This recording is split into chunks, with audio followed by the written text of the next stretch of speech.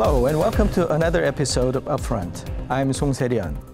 Korea's export businesses, which have been a great support for the domestic economy, have faced a crisis.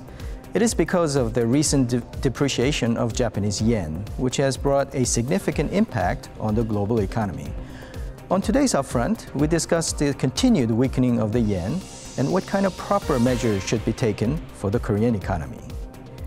And for a deeper analysis of today's topic, we're joined by four great experts in the studio.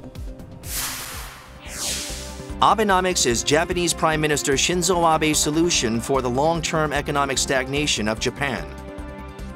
Since Abe took office and implemented the Abenomics policy, the Japanese yen has been in a 3-year decline. And the positive impact of Abenomics is being led by the continuing fall of the yen. Japan's GDP grew by 1.0% quarter-on-quarter in the first quarter of this year, which was higher than expert projections. One of the main reasons for the recovery of the Japanese economy is a rise in exports thanks to the low yen. When the yen falls, prices of products produced and exported from Japan get lower, which naturally leads to export growth. Japan's export volume from January to April this year increased 3.8% compared to the same period last year.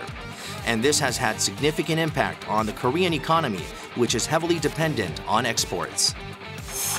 The impact of the weakening yen is not only limited to export businesses. The tourism industry is also recovering thanks to the low yen. The number of foreign tourists visiting Japan surpassed that of Korea for the first time in 7 years. On this week's Upfront, we discuss the impact of the falling yen on Korea's economy and possible measures in response. To help us navigate today's topic, we're joined by Ambassador Kwon Tae-shin, President of Korea Economic Research Institute. Nice to meet you. Professor Jeong Hyeok at Graduate School of International Studies at Seoul National University. My pleasure. Professor Shin Sang-hyup, International Trade and Economic Cooperation at Kyung Hee University. And Professor Chin Chung-mee, the Chinese Trade and Commerce Department of CheongJu University. Welcome to the program. Thank you. Let's start with this important question now. If you survey the headlines in the first quarter, first half of this year, we see a lot of focus in economic sections on the depreciation of yen. And the headlines plead with how bad it is in Korean export industry and how good it is for the Japanese industries. So the first question is, how bad is it, if it's indeed bad? Ambassador Kwon, what's your take? I think Korea is very much depending upon export. I think about 54% of GDP coming from export. So export is very important. And because of sluggish world trade volume, and to make things worse, the weak yen, because about 62% of our export compete with that of Japan. So Korea is export is very significantly damaged by weak yen. So I'll show you some statistics. The first quarter, our total export volume has been reduced 2.9%, whilst our export to Japan minus 22%. Right. It all comes from weak yen. And also, not only Japan, but also other countries. For example, about our export share to ASEAN is about, I think, 20%. So a very important area for us. And while Japanese export to ASEAN this first quarter went up 16%, but because many of our export compete with that of Japan, ours, because strong one, it has reduced 13.8%. That means our export is very significantly damaged by weak yen. So especially the price competitiveness has been hurt so bad that our trade to Japan, but also trade to other countries have been damaged. Exactly. Because of that. Exactly. Okay. The same question to Professor Chung. Do you agree with this assessment? I think Ambassador Kwon pointed out important two facts. First is there was a very substantial depreciation of Japanese yen. That's fact number one. And fact number two is Korean exports really slow down these days. That's also another fact. Problem to me is these two facts are actually related. For that, I think not much a correlation between the two, because there are other factors like global slowdown, and particularly with the trading partners of Korea in Europe and US and China as well. Their demand actually slowed down quite seriously, quite recently. That can be another factor. So we have to think about these two factors in a different way. So I took a look at a little bit of data for the past patterns of Japanese exchange rate movement and the Korean export. And surprisingly, for such a long time, there is not much of co-movement between the two. And particularly from late 1990s and by mid-2000, there was much more serious depreciation of Japanese yen happened. At the time, Korean export actually rose. Boomed up. Yeah, instead of going down. I see. So that actually suggests a point that we have to think about if this recent slowdown is really due to the Japanese depreciation. Professor Chung picked up a very interesting point. In 2008, there was a huge depreciation of Japanese yen. At the time, Korea could maintain the momentum in our economy because of owing to the trade with China. At the time, we had huge, serious difficulties in trade with Japan because of the depreciation Japanese yen at the time. But we had a very good trade relationship with China. Chinese market, well, at the time was also very huge. So we had a very good trading relationship with China. So we could make up the loss in the trade with Japan with the money we got from the trade with China. But situation right now is quite different. As we discussed before, Chinese economy is also very slowed down very much. It is expected that Chinese economy would have some difficulties in an effort to get the 7% economic growth rate. That means that it will be a kind of some additional burden on the Korean economy. So I think the situation is quite serious, different from the situation in the 2008, I think. Actually, the depreciation of yen partly affects Korean economy, but everything has pros and cons. 35% of price volume of our total production comes from imported Japanese goods. So for industries who import a lot of Japanese raw materials and parts and facilities, they are enjoying weak yen now. So actually for Korea, a quarter of our total export volume comes from car industry, and Hyundai Motor Company and Kia and others. They are seriously damaged. Right. They've been damaged by the weak yen.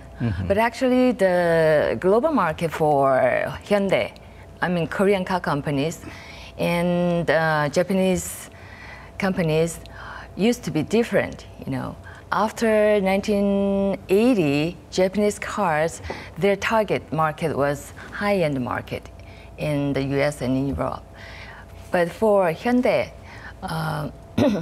our target market was middle-end market. So actually, but still, because of weak yen, the price of Japanese cars in US market and European markets cut down. So customers are willing to buy a slightly expensive Japanese car instead of buying middle-end Korean car. Compared to that time, it seems like we're competing almost neck to neck with Japanese companies, especially automobile industries. Now, would you care to comment on, well, if that's the present state, whether this, the bad situation, whether attributing to depreciation of yen or other factors that we talked about, do you think it'll continue in the second half of this year? Yes, and yes. maybe beyond? Yeah. I mean, it seems and understandable that weak yen gives some benefit to Korean importers. But the share of the Japanese import in our total import is not that big, less than 10%. And most of them is kind of important intermediate goods or parts. Even semiconductors cannot be produced if we don't import Japanese specific parts. But because the share of our import from Japan is small, and secondly, because our export abroad is not good, total export is not good, so intermediary goods or parts, price down is not that important, that issue. And whether it can be continued or not, I think world economy, U.S. economy after QE and all kind of policy measures, the strongest recovery in the world.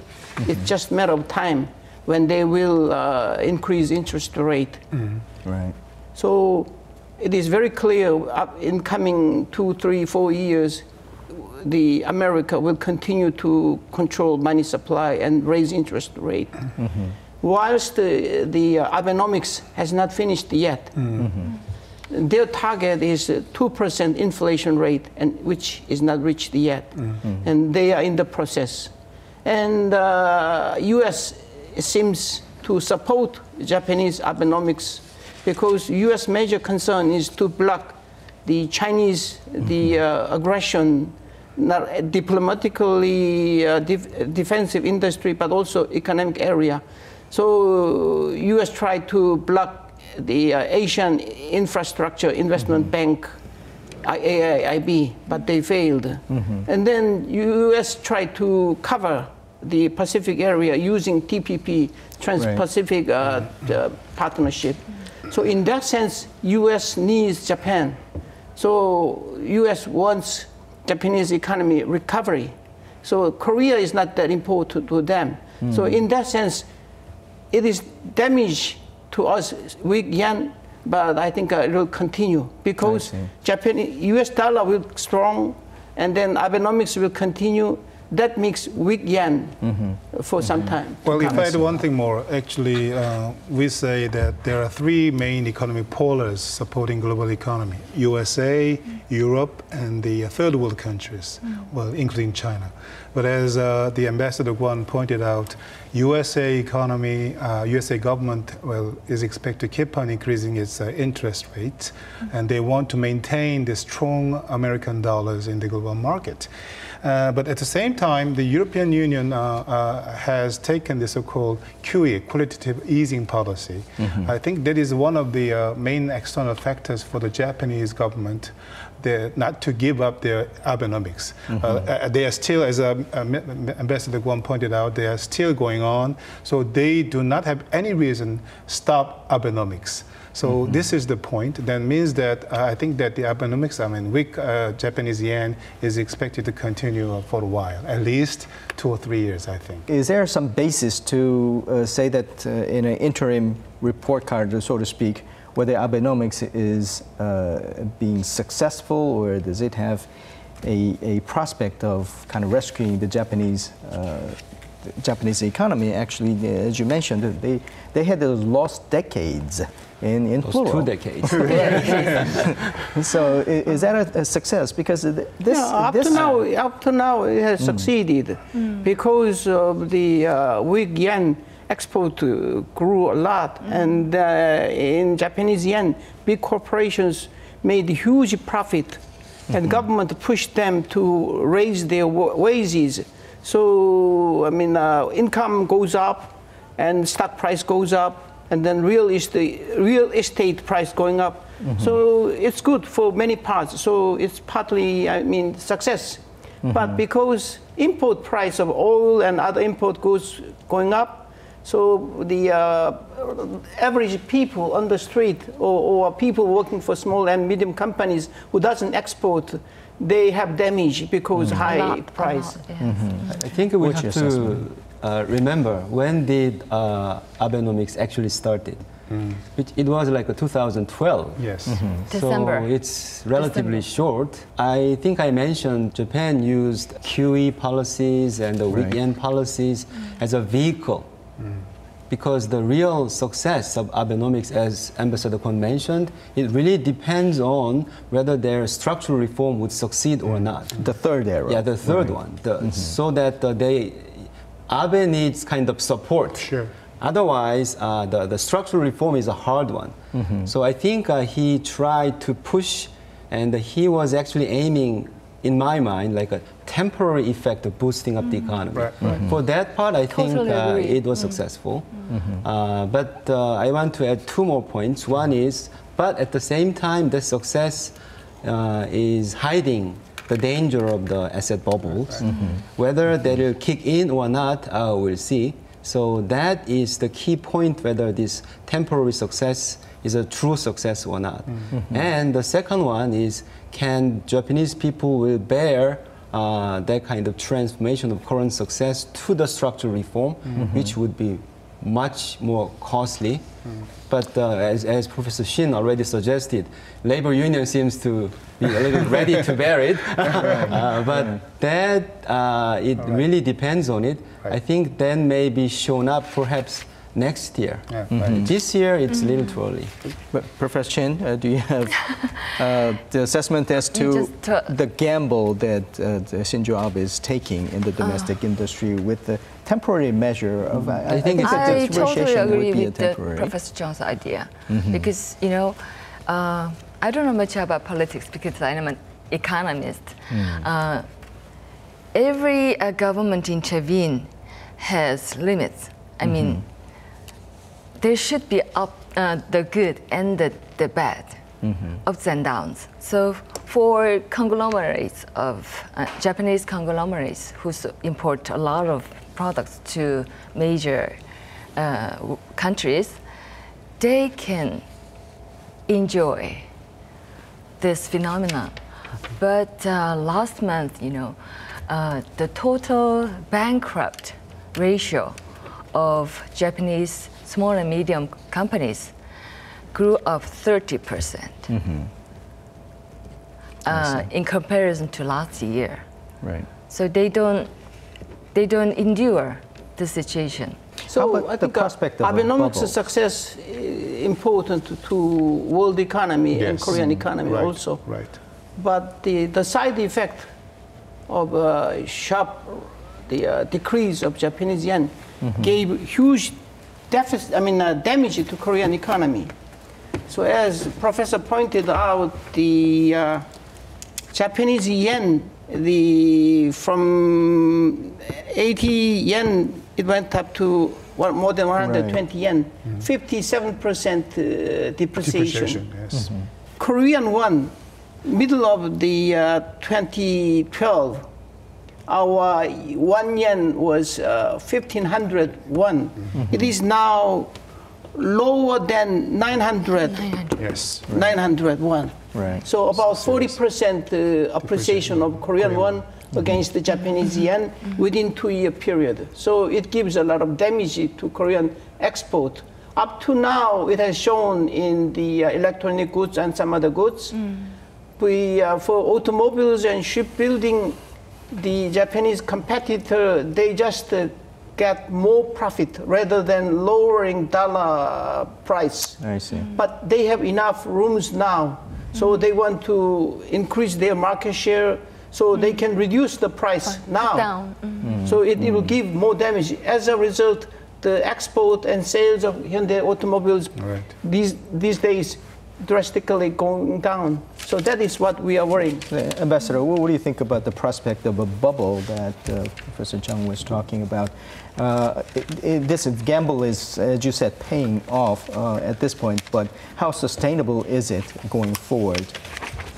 I think even though I have studied economics since 1968, And when the stagflation happened in 1970s, Joan Robinson, the president of American Economic Association, she said, we failed because we didn't understand the new phenomenon. Because economists, we always study with the statistics of old days history, but new things are coming.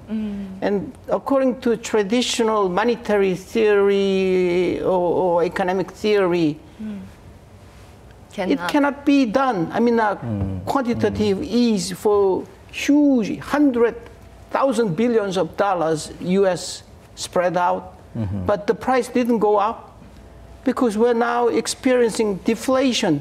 When it comes to deflation, velocity of money drastically going down. Right. So according to old traditional monetary theory, bubble will come soon. But since 2007, the Lehman Brothers issues, US continued to print out money, which cannot be explained by all the traditional monetary theory. So this is not time to worry about bubbles. Because still Europe cannot come out. Japan is just at the verge of coming out. And then our theories may not be true. Because new things are coming out, and then it can be explained by drastic reduction of velocity of money. Even though money supply went up too much, but money velocity went down because people expect price going down. They don't want to spend money. They don't want to buy apartments. So price went down. That's what happened in Japan last 20 years. As appropriately showed the humility of the theoreticians. This is a good time for a transition. We've discussed about the impact of the falling yen on the global economy. And later on in the show, I'd like to touch upon what are key measures to be taken to improve or even rescue Korean economy and to better deal with the currency war.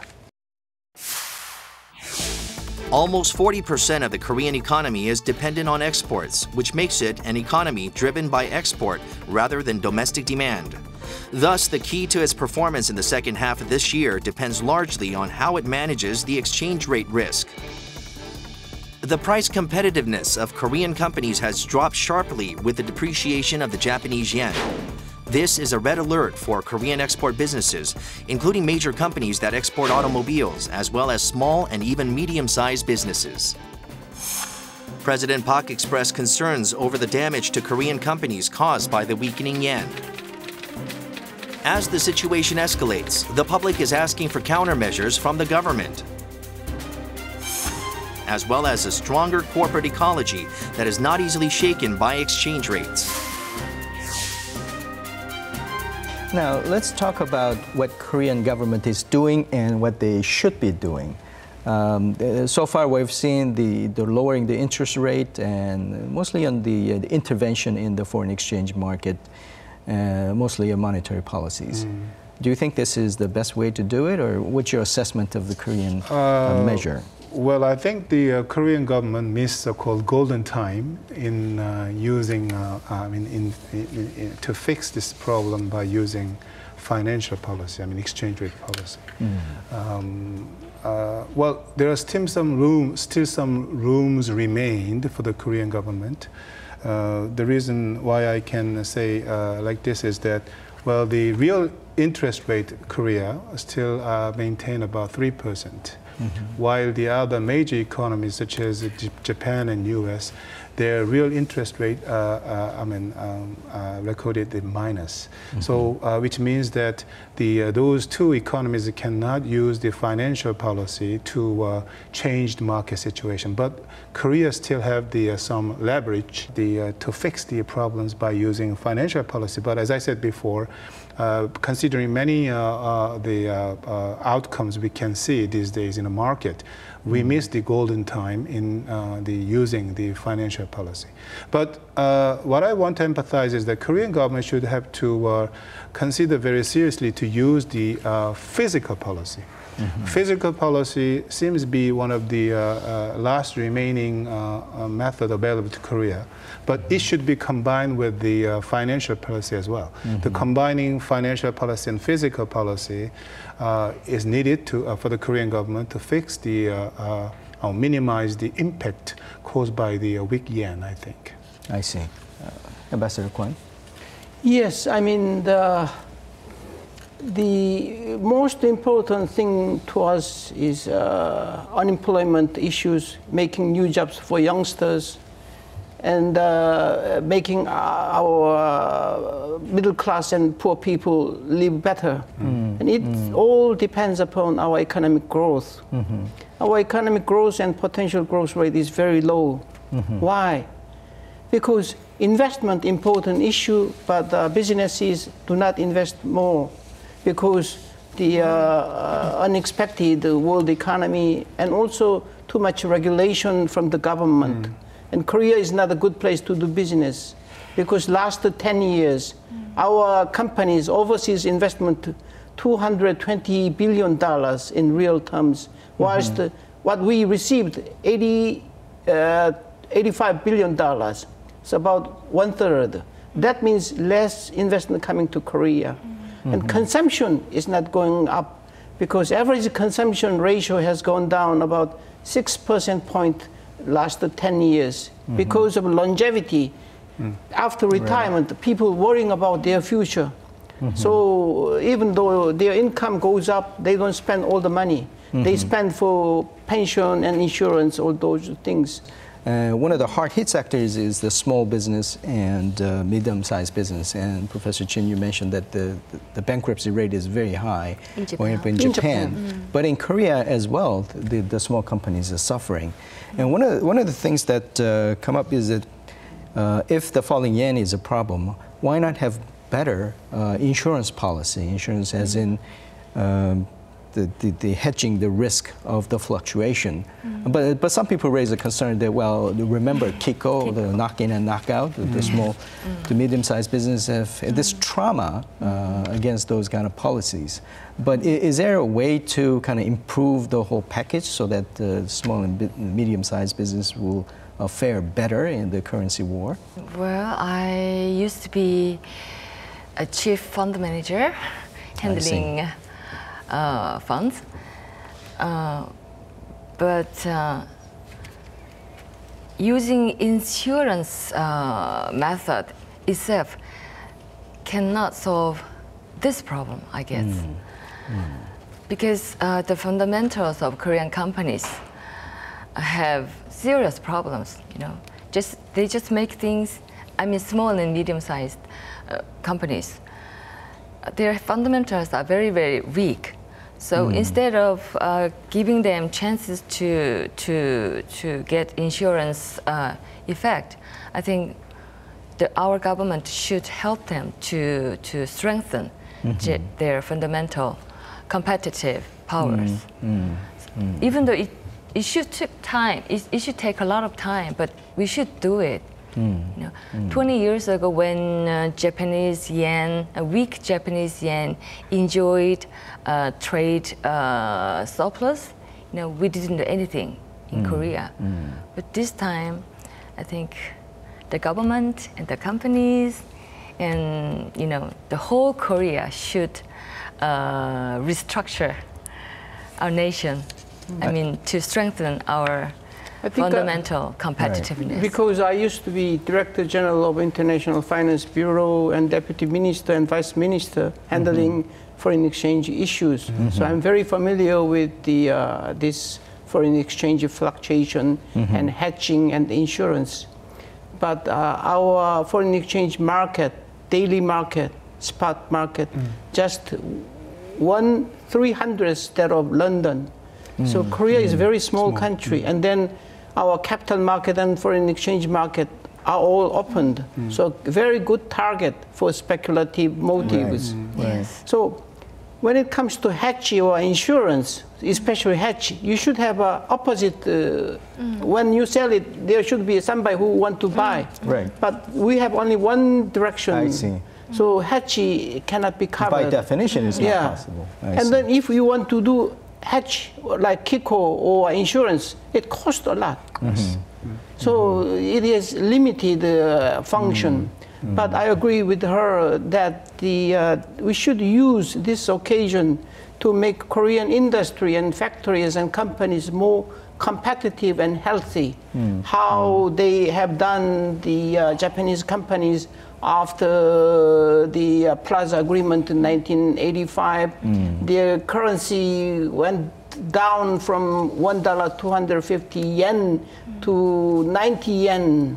But most of them survived, they became stronger because they did a lot of restructuring, cost reduction, and they did a lot of R&D. Innovative. But the companies can do it somewhat, but it has limited effect. So government should do, as Professor pointed out, should do a lot for deregulation and then giving tax incentives for R&D and export. And most of all, what is important, to make Korea a better place to do business, the key issue is labor issue. Whilst the Korea competitiveness rank is 26 according to World Economic Forum, but our labor management rank 132th among 144 countries. And then whenever I see all foreign investors, whenever I told you how much Korean companies going abroad, most of them told me, not only Korean businessmen, but also foreign businessmen, Korea should fix the labor issues, as Gerhard Schröder, former German chancellor, pointed out. And that is the way how we can help Korean small companies or big companies be more competitive. The preparation seems to be the two parts. One, the government's role to do it, that kind of gravitates on the structural reform and making the business environment, including labor, easier to do. But there was a company level competitiveness. Yes. But on a competitiveness level on the corporate side, aren't we in a kind of a rock and a hard place because we're kind of squeezed from Japanese side on the technology and advanced ways of doing the strategy, the high price strategy, high value strategy. But then China is right on our heel with their cheaper labor, not as cheap as before, but with a very much improved technology. So we're in the middle, squeezed, right? Yes. How do you see the prospect of Korean companies kind of getting out of these? To upgrade the relationship with China and Korea, we need to learn more about China, because China is a socialist country. They just imported the distribution system for economic resources, but still, the ownership of economic resources are in the hands of the government, which is Chinese Communist Party. So the system is totally different as ours. So we need to learn, study more about China and China's economy and Chinese firms. And emphasizing the firm's productivity is particularly important for trade issues. Right. Because in international finance, there is a famous puzzle, so-called exchange rate disconnect puzzle. So actually, this kind of disconnect between exports and exchange rate is not a new phenomena. But interestingly, it differs across countries. Like the G7 countries, there is a disconnect between exports and exchange rate. But among developing countries, they really sensitively respond to the movement of the exchange rate. And the main reason is, I recently wrote down a paper with Nobu Kiyotake at Princeton University about that. And using the Japanese firm level data, we found a very interesting pattern. There are two kinds of big firms. One is like wide and fat firms, like producing many kinds of products, but its product level productivity is not that high. But there is other kinds of big firms, which is they concentrate on like one or two products, but each product level productivity is huge. The first case is like a Panasonic. Second case is, interestingly, it's a Nintendo. I see. In 1980s, it was Sony, not anymore. But when Sony was in charge in 1985, there was a big pressure from the US to Japan to appreciate Japanese yen. That's so-called the Plaza Accord. And that didn't work out, actually.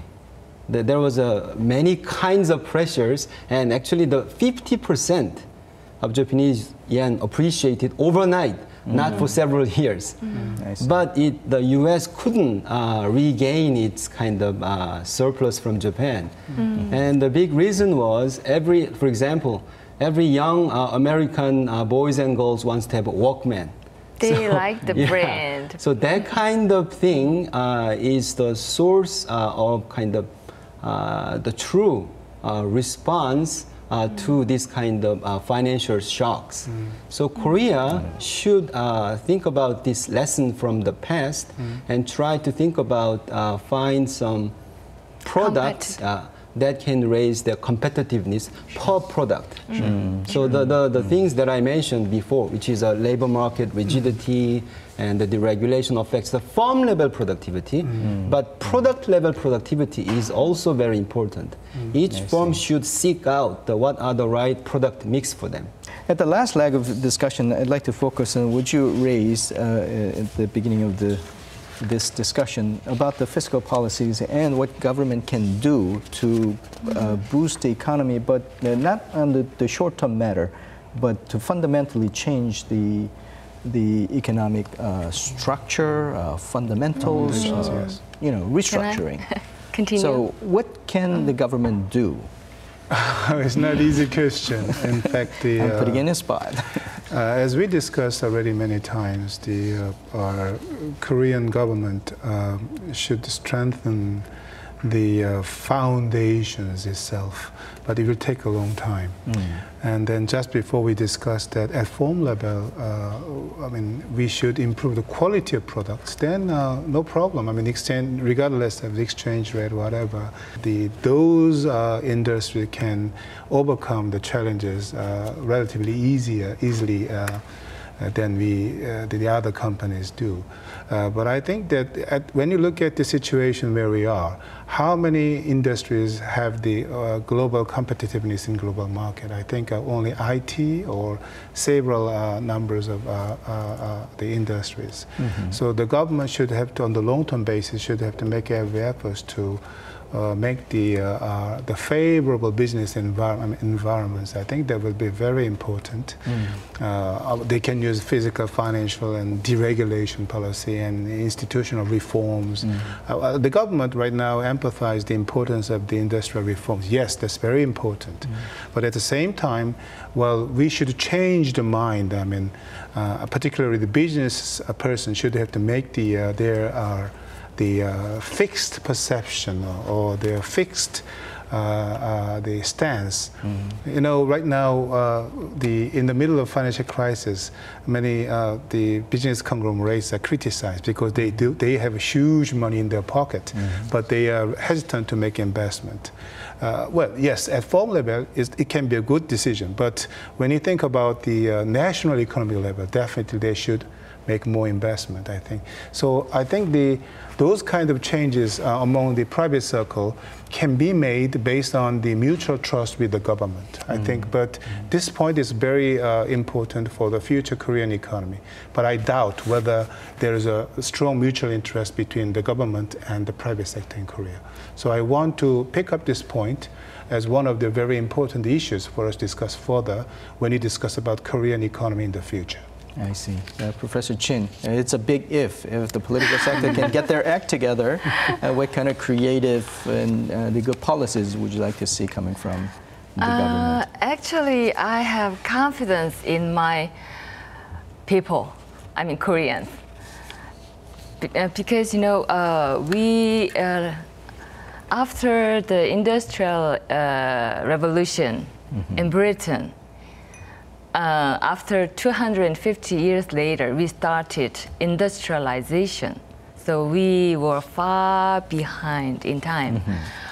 But those industries that we start all together with global strong nations, like mobile phone and biochemistry and other parts of the, etc., we are at the front. So I think, I'm sure Koreans can do everything very well, but our government should do something, some investment in two parts. Our government should invest more on infrastructure, including education and transportation for exports and imports. You know, a lot of parents endure. They don't have money to spend, even though they earn a lot of money, because they have to spend those monies on education. So we need to upgrade our education system, and the government should invest a lot of money on that.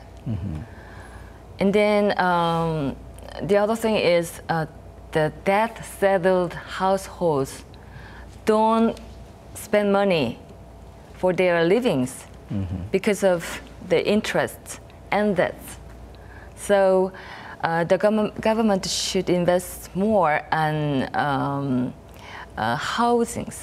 And the household debts. Yes. Right. So if our government can solve those two problems, I think we can boom up our internal economy. I see. Then by doing that, you know, companies can sell their own products locally. Professor Chung, we know that you've looked at different factors. So do you have a prescription for the government? And you can also include the partnership with the private sector as well. I think regarding fiscal policies, I think to my mind, the key thing is all kinds of government policies should be aiming to increase productivity of firms. That's the key principle to me. And regarding fiscal policies, I think the Korean government should reschedule or reshuffle the subsidies. There are too many subsidies to the unnecessary parts of the economy. Because with such kind of subsidies, the firm level's efforts to raise its own productivity would be small. So we should get rid of the unnecessary subsidies so that they can seek out their own efforts to improve their own productivity. So I think rather than entry policies, exit policies are quite important. So subsidies can be the block of making that exit efficient. I see. And another thing is actually in labor market, also exit is hard because the firing policy of Korea is very conservative. Right. I think there is a good reason for it because there is no social safety net for the unemployed. It's quite undeveloped. So I think government should develop the social security or the social network to protect the unemployed people. And then allow the firms to do their own kind of firing policies. So with these two combination, I think the Korean firm level productivity will be really increase, and with such a kind of strengthened body. Well, the exchange rate or the credit crisis, they are all important. I often said that it's like a kind of knife stabbing kind of shock. So, well, gruesome picture, but probably effective. It's really painful when you get that kind of shock, but and then you really need to the press to stop bleeding. That's very important. Otherwise, you may die. So you have to do that. But that's not the fundamental solution. You have to really make your body much stronger and healthier so that kind of stabbing is like a mosquito bite. So that this kind of two tracks of policies should be done by the government. The balancing between these short-term and long-term policies is very important. Ambassador Kwon, you have the last word today. Yes, I think the chairman of Cisco, who retired recently, John Chambers, said, within a decade, $19 trillion sales will be happened in the area of Internet of Things, IoT. So we need to prepare very fast changing the environment And also, as she pointed out, we should overcome nutcracker situation, very fast catching up by Chinese, the industry, and then Japanese industry far ahead of us. So we need to prepare this kind of changing, very fast changing environment. The way you can do to prepare like a new industry, new area, like Apple is designing, and then the Amazon is designing drone, and Microsoft is designing driverless cars, and then the Alipay is doing fintech industries. We should do that kind of things, but we have too much regulation by the government, the controlling, blocking all these new ideas. So deregulation is most important. And secondly, in deregulation, we should think about major restraints of new investment coming from obsolete, old-fashioned regulation, like a metropolitan regulation. You cannot build a factory company in metropolitan area. They wish you go down to rural area, but most of them go abroad, and foreign companies do not come. And then environment regulation, too high compared with EU, blocking our industry's development, and labor regulation, which we discussed. So with doing that kind of a deregulation and the labor reform, we should make Korea a better place to do business. That's the only source. And then let the young people can do anything they want, because Korean young people are very bright and creative. We give them chance. You know, the market capitalization, the stock price of Apple is 4 times bigger than that of Samsung Electronics. So we should have Apple everywhere in Korea. Thank you. Ambassador, professors, thank you for your lively debate and your contribution and insights and perspective. Thank you very much. Thank you very much. Thank you. Currency war has become inevitable challenges we face in the global economic market. But with wisdom and proper measure, it is possible, we see, that we can change the challenge into another opportunity. Thank you so much for your watching. I'll see you next time.